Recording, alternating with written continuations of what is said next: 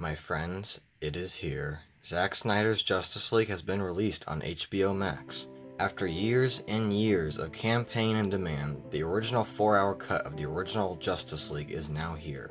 I'm sure you already know about the story behind this film, so I'm not even going to talk about that, but what I will talk about is the movie itself, as well as the comparisons to the 2017 theatrical cut.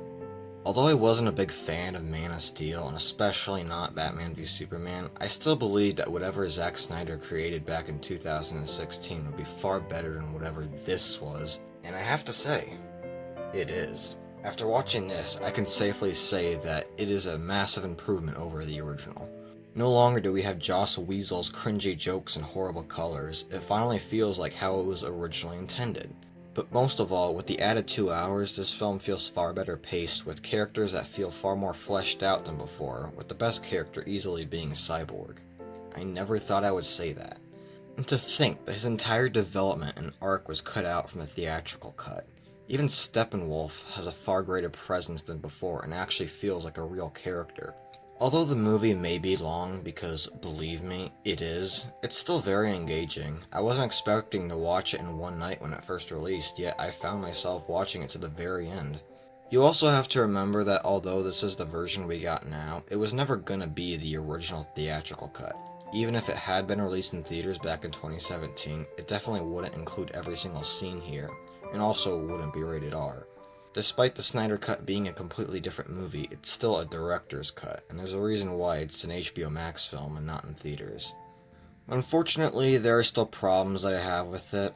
There's still dumb moments like the entire shirtless Superman scene and a lot of stuff involving the Flash, though, again, not nearly as bad as the 2017 version, but again, it's still here. We also still have Lois Lane, aka the most boring person since me. And most of all, I gotta say, the visual effects kinda stinky, but if I haven't made it clear enough, still a massive improvement over the 2017 version. I mean, the comparison between both versions of Steppenwolf just proves it. And also, not to give too much away because this is a spoiler-free review, but the ending is a bit weird.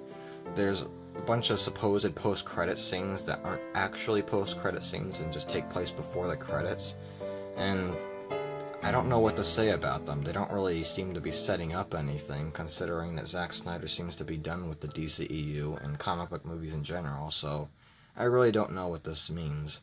But again, after seeing this movie, I, for once, am actually interested in seeing more of the Snyderverse, and I hope we do get a follow-up to this. I think one more thing about this that really surprised me was the tone. Part of the reason why I wasn't really looking forward to this to begin with was based on what I've heard, I was fully expecting it to be way darker and edgier, especially with its R rating and apparent black and white version. But much to my surprise, it's definitely more light in tone compared to Man of Steel and BVS, and it still retains a ton of the jokes as before, just not the terrible ones done by this moron. With only maybe 2 F-bombs and some bloody moments, I almost feel like it really didn't need to be rated R. Because after all, the movie actually learns to have fun with itself every once in a while, especially in the second half.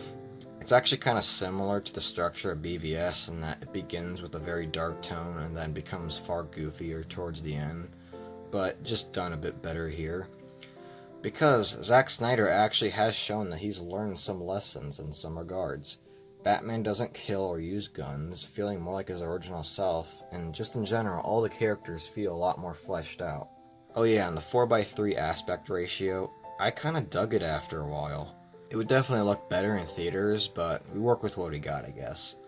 Overall, this film was a huge surprise and a massive improvement over this piece of shit, and I highly recommend it if you're a Zack Snyder or DCEU fan. But if not, then maybe you won't. Or if you don't have HBO Max, then I guess you can't watch it at all. Loser. I'm gonna give it an 8 out of 10 and might change it later.